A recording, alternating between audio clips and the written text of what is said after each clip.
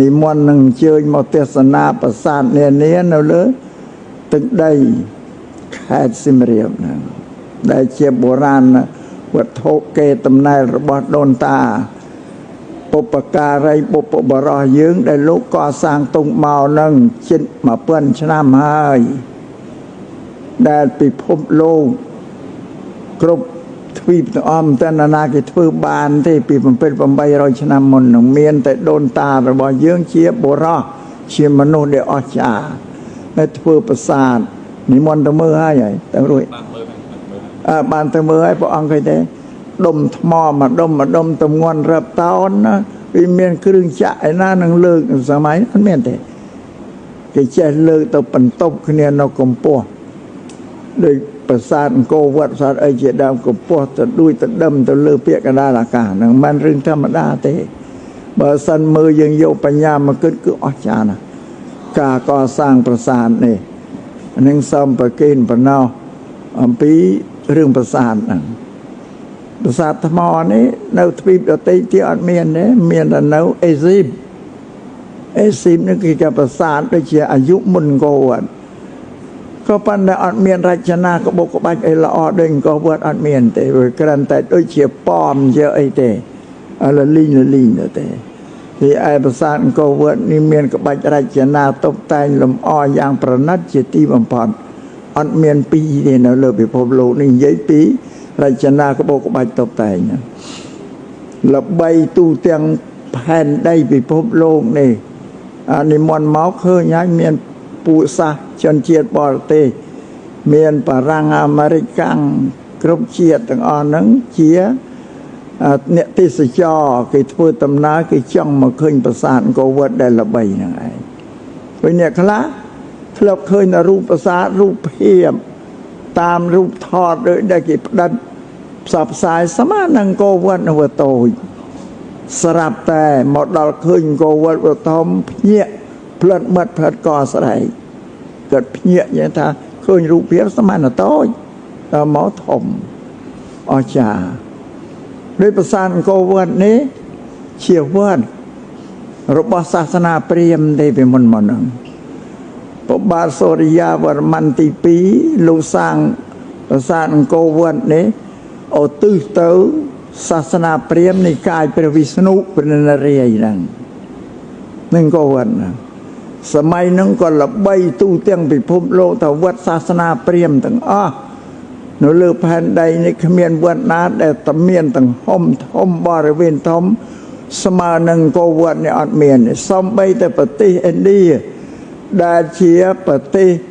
ដើមកំណើតរបស់សាសនាព្រាហ្មណ៍ក៏គ្មានវត្តឯណាធំដូចអង្គរវត្តយ៉ាងទេនេះក៏ណាសមអាត្មាសូមប្រគិនដំណឹងអញ្ចឹងដល់ថ្ងៃក្រោយមកសាសនាព្រាហ្មណ៍នៅលើទឹកដីយើងនោះក៏សាបសូន្យបាត់បង់អស់ទៅដោយសារពុព្វបុរសរបស់ព្រះយើងលោកសិក្សា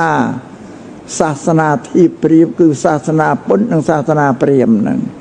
រោគហេតុផលប្រយោជន៍នៃសាសនាទាំងពីរនឹងដល់លោកសិក្សាទៅឃើញថាពុទ្ធសាសនាយើងនេះមានហេតុមានផលត្រឹមត្រូវសាសនាព្រាហ្មណ៍មានតែហេតុអត់ផលទេដូច្នេះពុព្វបុរសយើងក៏លូកលាសបង់សាសនាព្រាហ្មណ៍នឹងចោលទៅបានពុទ្ធសាសនាថេរវាទយើងរីកចម្រើនឡើងវិញអង្គរវត្តហ្នឹងលះបង់ចោលច្រើនឆ្នាំណាស់ប្របាទបញ្ញាញាណលោកដករាជធានីពីយសោធរៈបរៈក្រុងអង្គរនេះទៅនៅឯទួលបាសានហ្នឹងទួលបាសានសងៃដែលគេហៅស្រីស្រុកស្រីសន្ធោហ្នឹងទួលបាសានហ្នឹងស្រីស្រុកសន្ធោនេះឈ្មោះយាទេឈ្មោះដើមថាស្រីយសោធោបើដល់អ្នកស្រុកនិយាយហៅទៅវាคล้ายទៅជាស្រីសន្ធោអានេះប្រាប់អ្នកកំពុងចាមនៅឲ្យដឹងអញ្ចឹងដល់បានណាឈ្មោះស្រុកស្រីយសោធោបើហៅកំឡាយទៅស្រីសន្ធោពុំបញ្ញាញាលោកដករាជធានីទៅតាមជើងទឹកទៅដល់ធ្វើដំណើរតាមទូកទៅចតក្នុងទួលបាសានហ្នឹងឯងនៅមានភូមិមួយឈ្មោះភូមិបារាយនៅជិតហ្នឹងឯងភូមិបារាយទៅស្ងាយហ្នឹងអាហ្នឹងប្រវត្តិសាស្ត្រណាបើនៅទៅទួលបាសានហ្នឹងទួលកន្លែងវាតូចផងទឹកទន្លេឡើងមក វាពិបាករស់នៅបានដករាជធានីទៅឯភ្នំពេញមានដំណាក់កាលអញ្ចឹងដល់អង្គរវត្តនេះបោះបង់ចោលវាសូន្យព្រៃដើមឈើដុះពេញណាពីណីដល់សម័យមកបារាំងចូលមកបារាំងឃើញក៏គេត្រេះត្រួសត្រាយទៅអស់ព្រៃអស់ឈើនឹងទៅនឹងក៏វត្តដល់មកសតវត្សទី16ហ្នឹងបារាំងមកក្រោយទេសតវត្សទី16ព្រះបាទអង្គច័ន្ទរាជាហ្នឹងលោកធ្វើដំណើរពីភ្នំពេញមកហ្នឹងបរៀបចំប្រាសាទអង្គរវត្តនេះកែប្រែឲ្យទៅជាវត្តពុទ្ធសាសនាវិញតែដើមកណ្ដាលវត្តប្រមាញ់ទេលោករៀបចំកែរចនាវត្តអង្គរវត្តសាសនាព្រាហ្មណ៍ឲ្យទៅជាវត្តពុទ្ធសាសនាសាងយកពុទ្ធបដិមាយកទៅដាក់នេះពុទ្ធរូបអង្គឈរពីរអង្គនេះសិល្បៈសតវត្សទី16ដែលព្រះបាទអង្គច័ន្ទរាជាលោកកសាងណាក្នុងអង្គរវត្តពុទ្ធរូបសតសិល្បៈបែបហ្នឹងទាំងអស់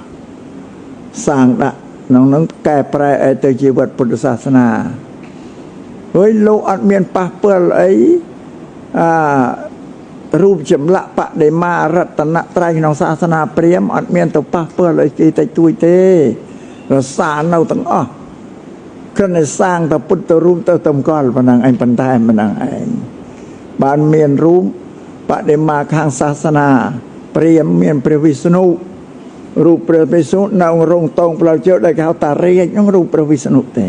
ប៉ុន្តែណាគេឲ្យឈ្មោះតារាជហ្នឹងជាអថាទៅពីសម្រាប់គេជឿឲ្យតារាជទៅបានស្រន់បួងសួងនោះសំសុខសំសរីសុស្ដីពីតារាជចាយើងល្ងងដល់ថ្នាក់ហ្នឹងទៅsao nơi là ngon ở đây dây bộ vần đã bà nói hả cô nó bình chẳng riu rồi sẽ đâm tay bà năng bà nói tôi sẽ nạ rồi bị môn cô vần này bà chi và man ti bầm pel có lúc căn Phật sa sana đấy pan Phật sa sana mà diện mình Phật sa sana thế Việt dân tê hãy đòi bảo bát chi và râm miền sang bảo Phậtรูปะđể ma chara naបែបមហាយានហ្នឹងពុទ្ធអ្នកប្រក់មហាយានចានគោរពពុទ្ធអ្នកប្រក់ដល់ប្របាទជ័យវរ្ម័នទី7ទីវាំងគាត់ទៅជ័យវរ្ម័នទី8រាជទាយានឡើងសោយរាជឡើងដូរសាសនាទៅកាន់សាសនាព្រាហ្មណ៍វិញបំផ្លាញរូបពុទ្ធបដិមាអស់លីវាយបំបែកចោលតិចទីអស់ដោយបន្ទាយក្តីប្រាសាទប្រខានសត្វតែជាវត្តទេណាវត្តពុទ្ធសាសនាវាយពុទ្ធបដិមាបំបែកចោលអស់តាមចន្លាក់ឲ្យតាមប្រាសាទឲ្យមានរូបបដិមាឲ្យជាងទៅដាក់ឆ្កឹះខ្វែវាចោលអស់នេះជ័យវរ្ម័នទី8នេះអាក្រក់អញ្ចឹងមិនដូចព្រះបាទអង្គច័ន្ទរាជា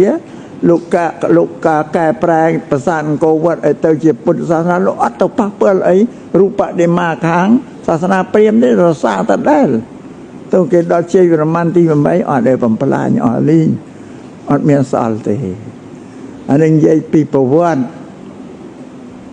ប្រាសាទអង្គរវត្តនិងប្រវត្តិប្រាសាទបាយ័នហ្នឹងប្រាសាទបាយ័នហ្នឹងព្រះបាទជ័យវរ្ម័នទី7លោកក៏សាងកាន់ពុទ្ធសាសនាមហាយានប្រាសាទអង្គរវត្តនេះវត្តពុទ្ធសាសនាថេរវាទយ៉ាងហ្នឹងមកក្រោយហើយបានសាងពុទ្ធបដិមាបែបយ៉ាងហ្នឹងសំណែនំបណ្ដឹងយោពីរឿងទៅទស្សនាអង្គរវត្តទៅមើលរួចហើយបានមកនិយាយប្រាប់